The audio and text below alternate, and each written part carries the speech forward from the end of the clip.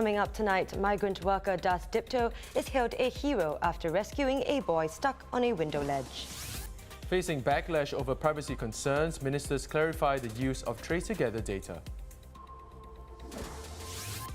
And blame it on the pandemic. Tokyo's top-selling tuna at auction goes for only a tenth of last year's price.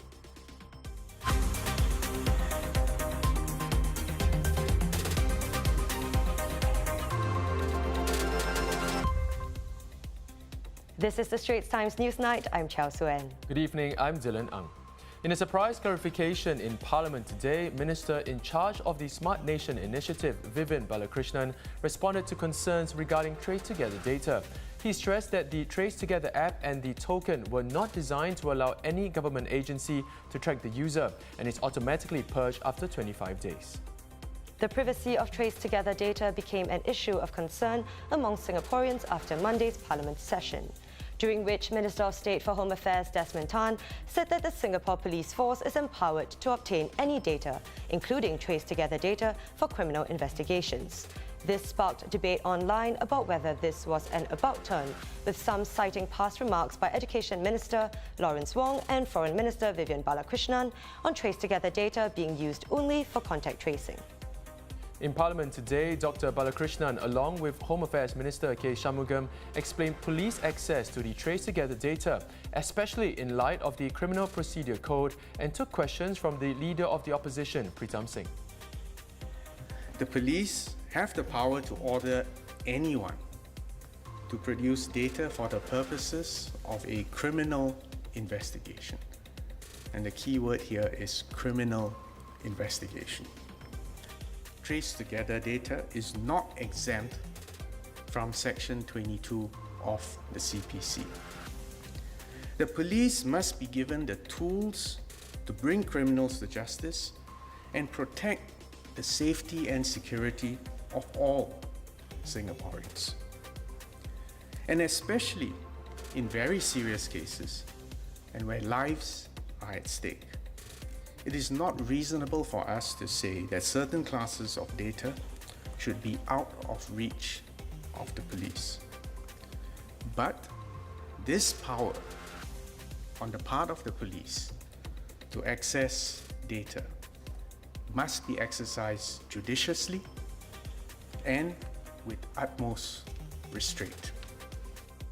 Can the Minister further explain under what circumstances the police would be calling on that information, because police investigations would, by nature of our legislation, comprise of a wide spectrum of offences. So the expectation cannot be that this information would be used at first instance whenever a police investigation commences. The police approach has been and will be that it's pretty much restricted to very serious offences, and while that requirement is not in the legislation, it will be carefully considered within the police, and discretion will be exercised in seeking this information. Dr. Balakrishnan also expressed gratitude for the trust that Singaporeans have placed in the authorities thus far. And he also said that a balance must be struck between privacy concerns and protecting public health. Mr. Speaker, we do not take the trust of Singaporeans lightly. We cannot prevail in the battle against COVID-19 if Singaporeans did not trust the public health authorities and the government of Singapore. I want to again assure Singaporeans that your confidence is not misplaced. We will protect your privacy, and I would add once COVID-19 pandemic is over and there is no longer a need for contact tracing, we will most happily and cheerfully stand the TT program down. About 1,000 people have been asked to return their payouts from the Self-Employed Person Income Relief Scheme. Manpower Minister Josephine Teo revealed that there were erroneous declarations in about 0.5% of around 200,000 successful applications. Around $1.8 billion were paid out between April and December last year. To be fair and consistent to all applicants, those with erroneous declarations have been approached to refund their SIRS payouts. Some have already done so, and we will reach out to the rest individually to give them time to do so. Also reviewed in Parliament today, about 4,000 people who applied for the COVID-19 support grant have been rejected, as the Ministry of Social and Family Development could not verify their employment details. Minister of State for Social and Family Development, Soon Xueling, said that while MSF does not track the specific numbers, one reason employees may not be able to produce such letters could be that the company had closed down without issuing their staff termination letters. In such cases, MSF would verify an applicant's employment status by checking their CPF records or contacting their former employer.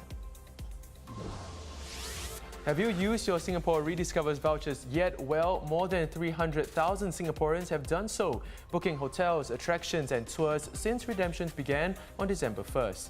The Singapore Tourism Board said bookings amounted to $35.9 million as of January 1st and added that it would continue to work with the tourism sector to roll out more of such deals. The vouchers can be spent on more than 440 products available across the 5 authorized booking platforms. Changi recommends Global Tix, Traveloka, Trip.com and Klook. Singapore reported 28 new COVID-19 cases today, including 2 in the community. The remaining 26 were imported and have been placed on stay-home notices or isolated upon arrival here. Among them, 4 are Singaporeans or PRs and 13 are foreign domestic workers.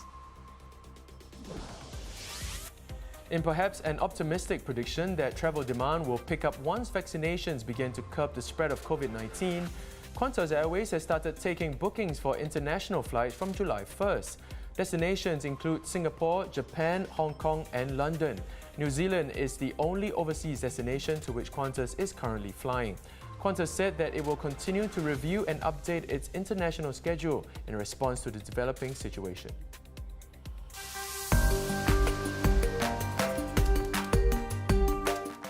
Let's take a look at what's been trending on social media and sparking conversations today. When landscape maintenance worker Mr. Das Dipto arrived for work at Block 244 Hougang Street 22 on Sunday, he did not expect that it would be the day he saved a child.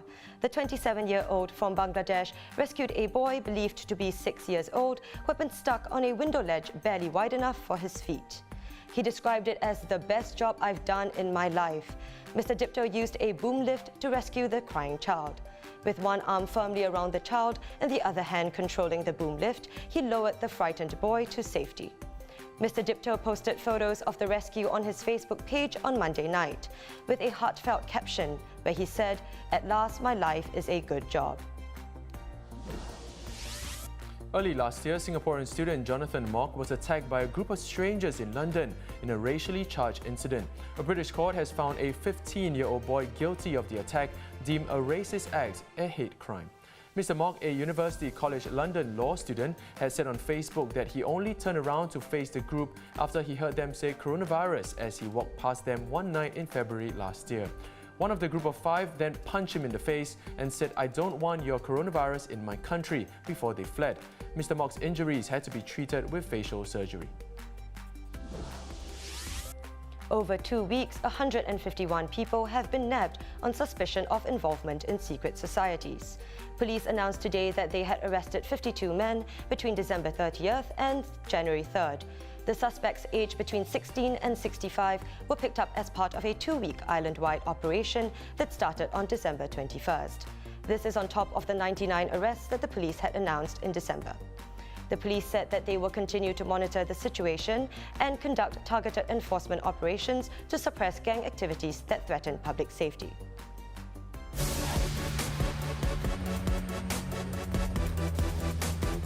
How much are you willing to pay for tuna? Well, quite a lot it seems, but perhaps not as high as in previous years. Tokyo's annual New Year tuna auction ended today without the usual jaw-dropping bidding war, with this year's sale price just a tenth of last year's bid.